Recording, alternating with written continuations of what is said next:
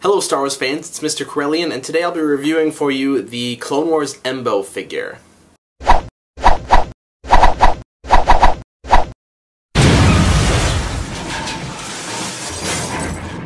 Now, this is a really great figure, and Hasbro did a lot of stuff right with him, so it's kind of hard to know where to start even. But you know what, let's start with his accessories, because he has a lot of them actually, and they're pretty interesting. So first off is this iconic hat of his. You know, in the show he uses it as a shield, as a weapon, and just as style. The hat really is fantastic. They did a good job painting it. There are, you know, little blast marks all over the top of it. There's sculpted little ridges all under the bottom, giving it more texture. And it fits on his head great because it has a peg that goes into the top of his head. And as well, it also form fits over the top of his head, so it's got a double way to stay secure. So that's really nice. You know, because I know like the Cad Bane hat, which is kind of similar, it's a big wide-brimmed hat, never stayed on him quite so well. I don't know about maybe the new improved Cad Bane. I haven't picked up that figure, but this is definitely a good way to go. The only drawback is that then, you know, he has a hole in the top of his head. But that's not that bad, because most of the time you'll be wanting him to wear the hat anyways. So then let's see, he's got a couple weapons. First off, and this is probably actually the low point of the figure, is this this bowcaster, you know, much like what Chewbacca has, only this is a much simpler design. So this is a really cool weapon, you know, gotta love a bowcaster. It you know, looks like a crossbow or whatever, and it is one of the cooler weapons in Star Wars. However, his, as you can see, it folds up because that way it can attach to his back on a peg. This folding mechanism is just too simple. It's nothing more than little hinges there, which means that it's really easy for these to go too far, to loosen up. You know, they don't really click into place that well. That's the one gripe about this thing. I mean, also, you know, they could have done more paint to it than just, you know, one solid color. But that's not a big deal. Maybe it's just a weapon. But yeah, the only thing, I wish this hinge thing worked a little better. Maybe, you know, if when they got out as far as they could, maybe there's an extra latch so that you can secure them in place. Something like that, you know, would have helped a lot. Yeah, but anyways, it has a little peg on it that attaches into a hole in the back of his armor, so he can wear it on his back, which is really nice. And it's only in the armor, not in the actual figure's back, so if you remove the armor, you can't attach it to his back anymore. He has these two knives, which you can see, they attach right into these little holsters on the back of his little bandolier, his little armor again. So here's a little view of the knives. You know, they have a little rounded hilt with little grooves all along it, and they fit really well in his left hand, not so well in his right hand, although his bowcaster does great in both hands. Yeah, they're, you know, neat little accessory. Glad that there's two of them, and great that they have a designated spot on the back of him to be held. Now this piece of armor here actually comes off really easily, which is kind of cool. You just take the head off, raise the arm, and it slides right off. And yeah, it's a really neat little piece of rubber armor. It's all very soft and malleable, which is also nice for getting it on and off. It's sculpted, very detailed, little ridges and nicks and cuts all over the thing. Looks very battle damaged, and it's painted beautifully. You know, unlike a lot of Clone Wars stuff, this actually does have some texture to it. It's not just solid colors. There's dark and light gray, and you know, a little red emblem on there, and as well as this little sculpted and painted, you know, sort of star emblem. It's a really nice little bit. And in case you're curious, this is what Embo looks like without it. Kind of feminine, actually. The armor really helps pull his look together, so let's put that back on.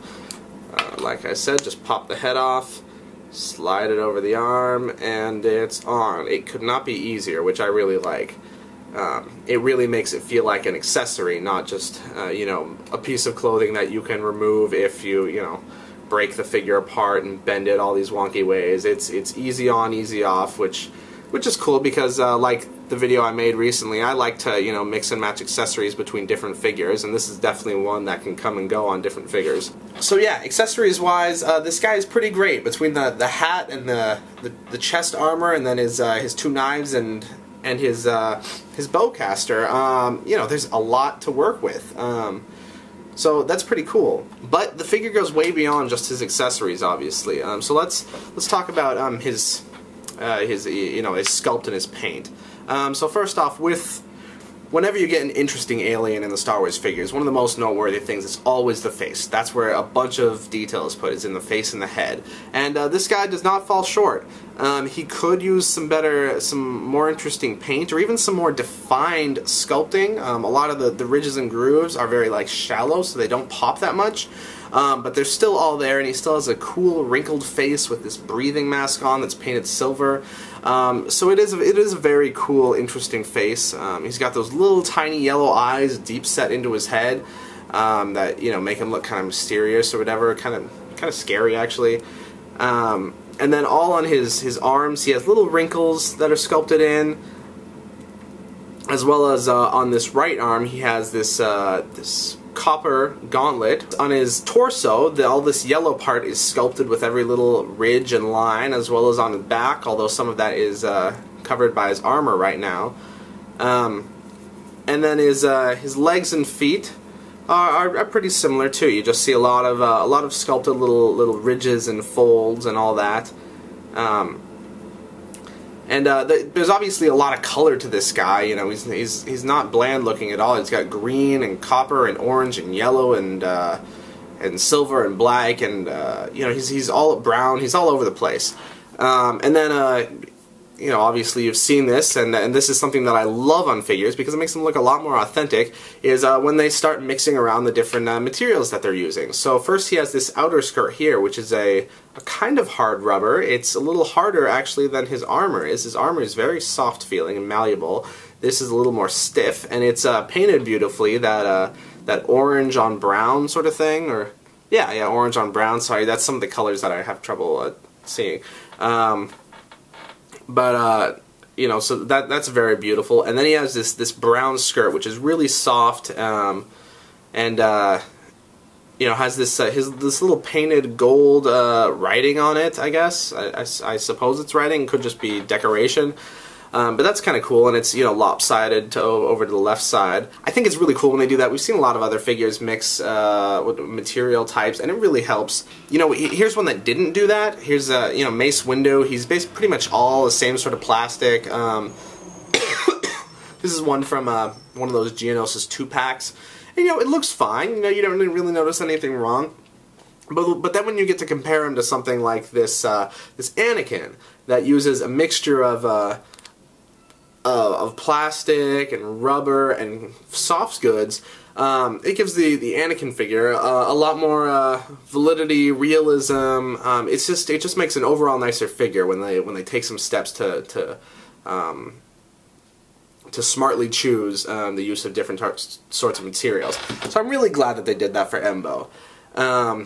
It also makes it a lot easier for him to pose, you know, because this isn't like plastic or hard rubber, so he can move through it just fine. And speaking of posing, let's talk about the very last thing, which is his articulation.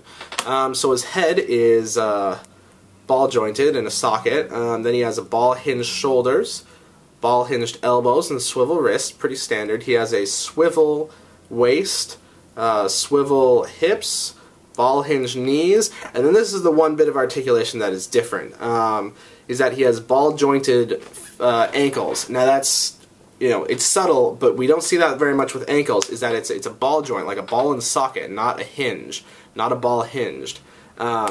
Which it's pretty similar, but allows his feet to pivot in ways that the ball hinges don't always let them. It's especially good to see that the ball jointed ankles, because so many of the Clone Wars figures, it seems like that's the one flaw they always get, is that they end up not having articulated ankles. But this guy's got great articulation there. So yeah, he's, you know, great articulation overall. He's a beautiful figure, you know, very colorful, vibrant, detailed, and then he's got a great set of accessories to boot. So I'm actually going to give this figure a full 5 out of 5. He's definitely worth a pickup, and now I understand why I never see him on shelves, because everybody wants him. So yeah, I hope you enjoyed this review, and may the Force be with you.